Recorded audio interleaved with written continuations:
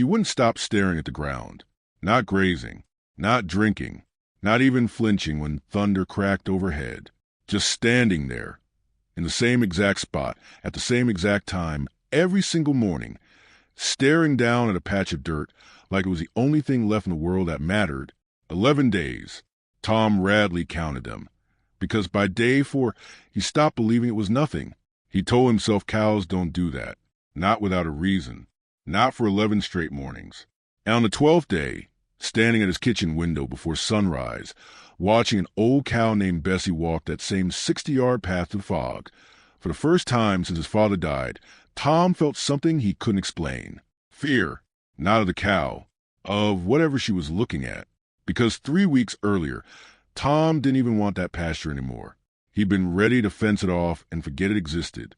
And now, an animal that had never once acted strange in her entire life was standing over it every single morning like she was guarding something, or warning him about something. He didn't know which yet, but he was about to find out. And what he pulled out of that ground would change everything about what he thought he knew about this farm, his father, and the 18 acres that had been quietly dying under his feet for 2 years. If stories like this, the ones where the land holds on to secrets longer than the people who work it do, are the kind you come back for, hit subscribe right now, because this one earns it. And tell me in the comments where you're watching from tonight. I read every single one, and I want to know how far this story's traveling. Now let's go back. 3 weeks before that 12th morning, back to the week Tom Radley very nearly lost the farm for good. Tom was 34, raising his son alone on 61 acres in eastern Kentucky, the kind of small town where people still wave from their trucks even when they don't know your name. He'd inherited the land 2 years earlier, after his father's heart gave out in the hay barn on an ordinary Tuesday afternoon, the kind of afternoon that gives no warning at all. Nobody tells you how heavy inheritance can feel. Not the land itself, but everything buried underneath it. Debts his father never once mentioned. Equipment that was one bad season from useless. The slow, grinding math of trying to keep a small farm breathing in a world that stopped building itself around small farms a long time ago.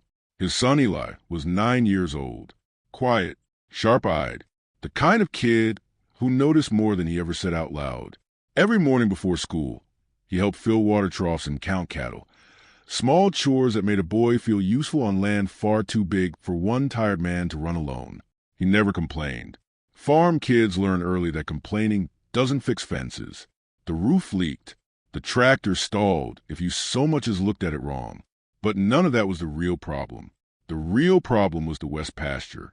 18 acres that had gotten worse and worse and worse every single year since Tom's father passed. Grass thinning out, yellow patches spreading, cattle steering clear of it whenever they had anywhere else to graze.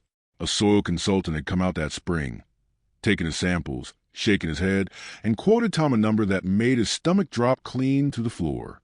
$11,000. Money Tom didn't have, for a problem nobody could fully explain. That was the exact week Bessie started walking to the marker. She wasn't just any cow. She'd been on the Radley place longer than Tom had been alive.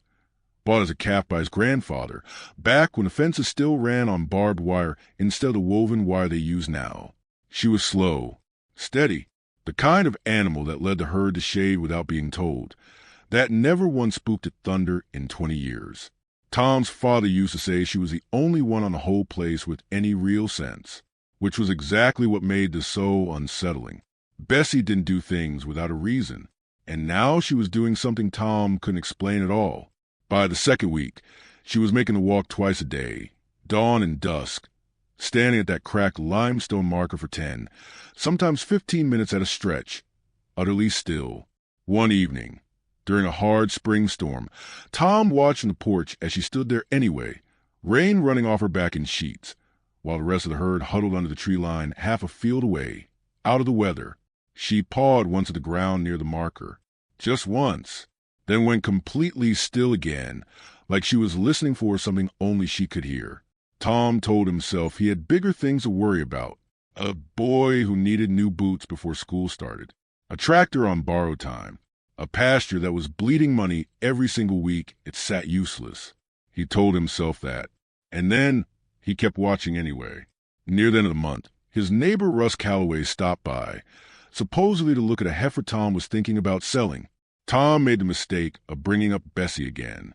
"I'm telling you," Russ said, not unkind, just certain, "old cows get fixated. Like my uncle and his crossword puzzles. Doesn't mean there's actually anything there." He laughed it off, climbed back into his truck. But Tom noticed something, just for a second, right before the door shut. Russ's eyes drifted toward that west pasture marker, just for a second, and then it was gone. Tom didn't think much of it. Not yet. On a quiet Saturday, with Eli off at a friend's house, Tom walked out to the marker alone, coffee gone cold in his hand.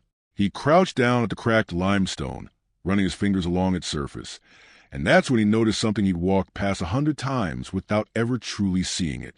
A faint depression in the grass, circling the marker, a curve in the earth that didn't match the slope of the field at all. He pressed his boot heel into the dirt and felt something give, just slightly, 18 inches down. He didn't dig any further that day. Something about the way the ground gave beneath his boot, that hollow, almost deliberate softness, told him this wasn't something to rush.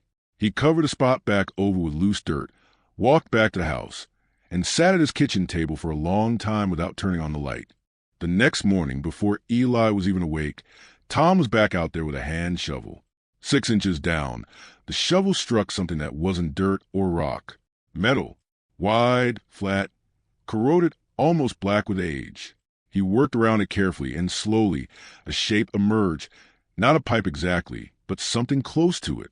A section of old cast iron, capped on one end, running east under the fence line toward the tree break at the edge of the property. He followed it as far as his arms could take him, exposing maybe 6 feet before his shoulders gave out. Whatever this was, it had been buried a long, long time. Older than him, maybe older than his father. He thought irrigation.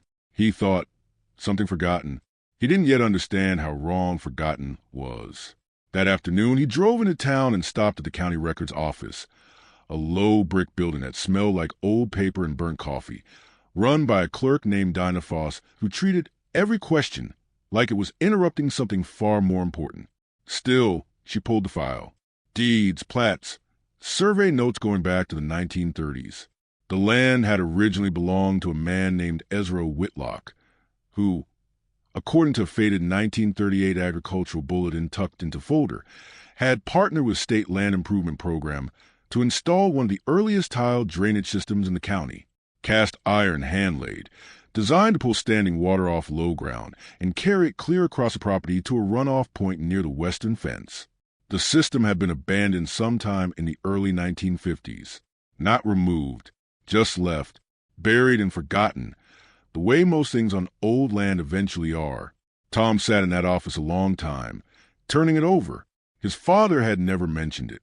Maybe his father never knew.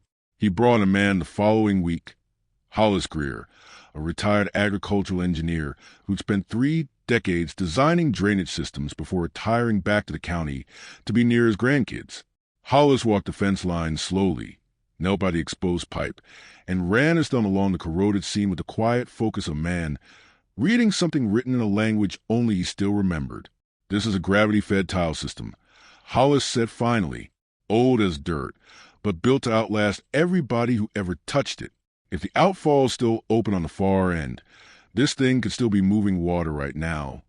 You just wouldn't know it, because it's been choked somewhere along the line." He stood, wiped his hands on his jeans. "Whatever's blocking it, that's your 18 acres right there." Tom thought about the $11,000 quote, sitting in a drawer home. What's it cost to clear a blockage instead of tearing the whole thing out? Hollis didn't even have to think about it. Compared to that number, maybe $500, if the pipe's still sound. Tom didn't say anything for a long moment. Then, quietly, she knew. Hollis looked at him, not following. "The cow," Tom said. "She's been standing right over this junction for 2 weeks straight." Hollis just nodded slowly. Like that didn't surprise him at all. Cattle feel what we can't see. Moisture, pressure, temperature shifts underfoot. A blocked line like this changes the ground right above it. She probably felt something different every time she walked over that spot. Something that didn't sit right. He shrugged. "They notice more than we give them credit for." Around that same time, Russ Calloway started showing up more than usual, twice in 1 week, both times finding some excuse to walk toward the west pasture. He asked, casual as anything, whether Tom had found anything interesting out there. Said he'd heard secondhand that there used to be some kind of old water system on the property, way back. Tom kept his answers short. He didn't know yet if it mattered. But something about the way Russ's eyes had drifted toward that marker weeks ago had never quite left him. He went back to the records office one more time and asked Dinah if there was anything else in the file. Buried near the bottom, a supplemental note from 1953, and a state letter confirming the drainage system was documented infrastructure and that the easement ran permanently with the land. Whoever held the deed held the system. Full stop. Not a shared line. Not open to question. And clipped to that letter, in pencil so faint it was almost gone, outfall capped, concrete chamber, galvanized lid, marked by fence post, west line near Old Oak. Tom found the oak that Saturday. Eli came with him this time, full of the kind of rapid-fire questions 9-year-olds ask when they sense something real is happening and don't quite know what. They dug together in the cool morning air, taking turns, Eli's small shovel barely making a dent, but neither of them caring. 2 feet down, Tom's shovel hit concrete. The chamber was still there, the lid corroded but unbroken. It took both of them, working the edges with pry bar, to finally break it loose. And beneath it, a cavity packed solid with 60 years of dirt, leaves, and silence. What is it? Eli asked, staring down into it. It's where the water's supposed to leave, Tom said. Eli looked up at him. Why didn't anybody find it before now? Tom thought about that for a second. Because nobody was looking. Not really.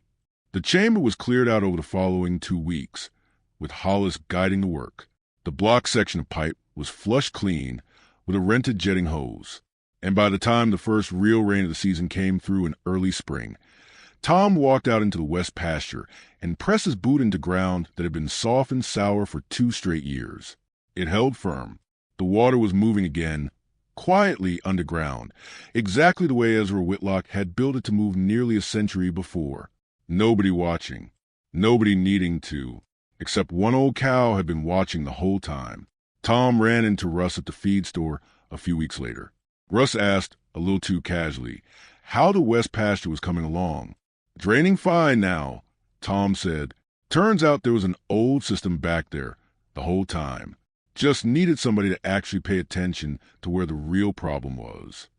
Russ was quiet for a second, quieter than Tom had ever seen him. Guess I should have taken that cow more seriously, he finally admitted. Probably, Tom said. I almost didn't either. By the following summer, all 18 acres were back in rotation, thick and green for the first time in years. The herd's condition improved. The tractor finally got the reel.